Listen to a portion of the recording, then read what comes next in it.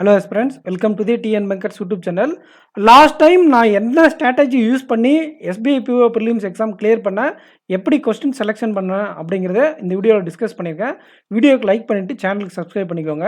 வாங்க டேரெக்டாக வீடியோக்குள்ளே போயிடலாம். ஆப்டிடியூட் செக்ஷனை பொறுத்த ஸ்பீட் மேக்ஸில் அப்ராக்சிமேஷன், அப்புறம் உங்களுக்கு குவாட்ராட்டிக் ஈக்குவேஷன், நம்பர் சீரியஸ், இதை தான் நீங்கள் ஃபஸ்ட்டு அட்டன் பண்ணணும். ராங் நம்பரை எடுத்து ஃபஸ்ட்டு அட்டன் பண்ணிங்களா உங்கள் எக்ஸாமே ராங் ஆகிடும். தயவு செஞ்சு இந்த ஸ்பீட் மேக்ஸில் ஃபஸ்ட்டு எடுத்தீங்கன்னா உங்களுக்கு எக்ஸாம் ஃப்ளோ நல்லா கிடைச்சிரும். ஓகேங்களா? எக்ஸாம் ஃப்ளோ கிடைச்ச உடனே நீங்கள் டிஏ அப்ரோச் பண்ணலாம். டிஏ ஸ்ட்ராங்காக இருந்தால் டிஏ கூட நீங்கள் ஃபஸ்ட்டு அட்டன் பண்ணுங்கள். ரொம்ப ஸ்ட்ராங்காக இருக்கிறவங்க ஃபஸ்ட்டு இதில் இருக்கக்கூடிய அந்த 18 to 20 கொஸ்டின் இதிலேருந்தே கவரேஜ் ஆகும். அதெல்லாம் முடிச்சுட்டு தான் நீங்கள் ராங் நம்பரில் கையை வைக்கணும். அந்த ராங் நம்பர்லையும் நீங்கள் உங்கள் ஸ்லாட்டில் கேட்டால் தான் அந்த ராங் நம்பர்லையும் நீங்கள் 5 கொஸ்டினுமே அட்டன் பண்ண வேண்டிய அவசியம் கிடையாது. எத்தனை கொஸ்டின் உங்களால் டீகோட் பண்ண முடியுதோ அத்தனை கொஸ்டின் அட்டன் பண்ணுங்கள். அதுக்கப்புறம் அரித்மெட்டிக் சம்மில் உங்களுக்கு தெரிஞ்ச நல்ல கான்ஃபிடண்ட்டாக இருக்கக்கூடிய 2லேருந்து 3 கொஸ்டின் அட்டன் பண்ணாலே போதும். மார்க் டெஸ்ட்லலாம் ஒரு 15, 18 இந்த மாதிரி அட்டன் பண்ணியிருப்பீங்க. பட் ரியல் எக்ஸாமில் உங்களால் தாராளமாக 20லேருந்து 22+ ப்ராப்பராக இந்த மாதிரி கொஸ்டின் செலெக்ஷன் பண்ணால் அட்டன் பண்ண முடியும். லாஸ்ட் இயர் எனக்கும் அப்படி தான் ஆச்சு. மார்க்கில் 15, 18 தான் அட்டன் பண்ணுவேன். அங்கே நான் 22+ அட்டன் பண்ணேன். ஓகேங்களா? தாராளமாக அட்டன் பண்ணலாம். இந்த ஆர்டரில் அட்டன் பண்ணால் இந்த வீடியோக்கு லைக் பண்ணிக்கோங்க, சேனலுக்கு சப்ஸ்கிரைப் பண்ணிக்கோங்க. ரீசனிங் எபிலிட்டியை பார்க்கலாம். எனி டவுட் இருந்தால் டெலகிராம் குரூப்பில் காண்டாக்ட் பண்ணுங்கள். ரீசனிங் எபிலிட்டியில் ஸ்கோர் பூஸ்டர்ஸ் நிறையா இருக்கும். இன்இக்வாலிட்டி, சிலாஜிசம், கோடிங், டீகோடிங் இந்த மாதிரி சொல்லிக்கிட்டே போகலாம். அந்த ஸ்கோர் பூஸ்டர்லேயும் நீங்கள் எது கிடைச்சாலும் அட்டன் பண்ணிடக்கூடாது. ரிலேஷனையும் ஆர்டரிங் பஸ்ஸுலையும், அதாவது அந்த ஆர்டரிங் ரேங்கிங் பஸ்ஸில் இருக்கு இல்லையா, அந்த 3 மார்க் கேட்பாங்க. அது மட்டும் நீங்கள் லாஸ்ட் அட்டன் பண்ணிக்கோங்க. மற்றபடி ஸ்கோர் பூஸ்டரில் எது கிடைச்சாலும் ஃபஸ்ட்டு அட்டன் பண்ணிடுவீங்க. இந்த 2 டாப்பிக்கை தவிர இதை முடிச்சுட்டு இந்த 2 டாப்பிக்கில் எது கேட்குறாங்களோ அதை அட்டன் பண்ணிவிட்டு பஸ்ஸில் நீங்கள் செலக்டிவாக அட்டன் பண்ணணும். இருக்கக்கூடிய எல்லா பஸ்ஸிலும் அட்டன் பண்ணணுன்ற அவசியம் கிடையாது. 1 or 2 பஸ்ஸில் டிஃபிகல்ட்டாக ஃபீல் பண்ணால் செலக்டிவாக எது கான்ஃபிடண்ட்டாக இருக்கோ அதை ஃபஸ்ட்டு அட்டன் பண்ணிவிட்டு அதுக்கப்புறம் நீங்கள் ரிமைனிங் எவ்வளோ டைம் இருக்குன்றத வச்சு இன்னொரு பஸ்ஸில் சூஸ் பண்ணலாமா இல்லை மிசலினியஸ் கொஸ்டின் அட்டன் பண்ணலாமன்றதை நீங்கள் டிசைட் பண்ணுங்கள்.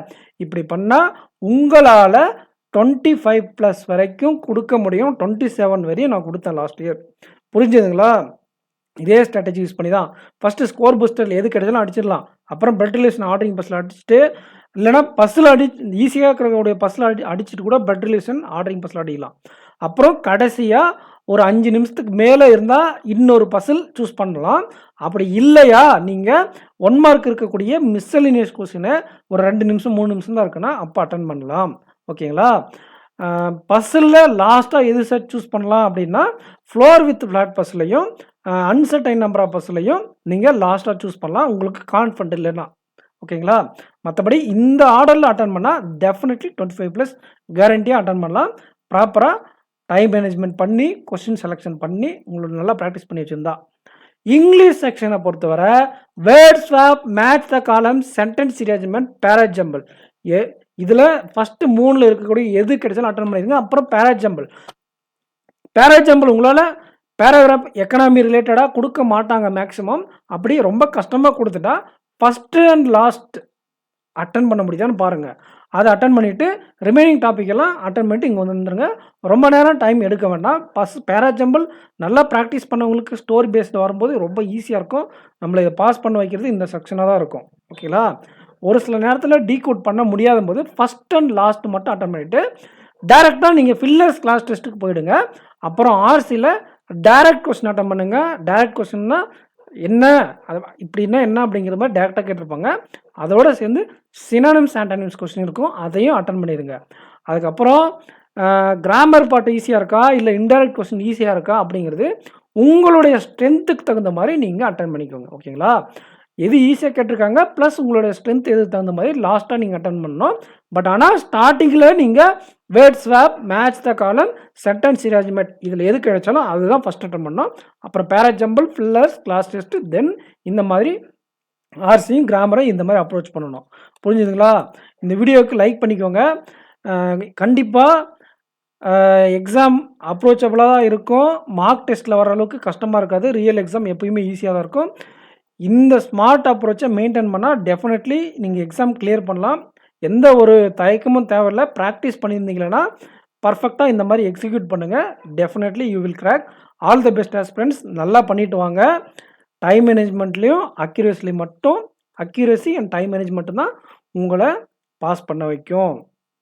Thank you aspirants. நெக்ஸ்ட் வீடியோல மீட் பண்ணலாம். சேனலை சப்ஸ்கிரைப் பண்ணலைன்னா சப்ஸ்கிரைப் பண்ணிக்கோங்க. ஃபர்தரா எனி டவுட் அப்படின்னா நம்மளுடைய டெலகிராம் குரூப்ல ஜாயின் பண்ணிக்கோங்க. லிங்க் கமெண்ட் செக்ஷன்ல இருக்கு. Thank you.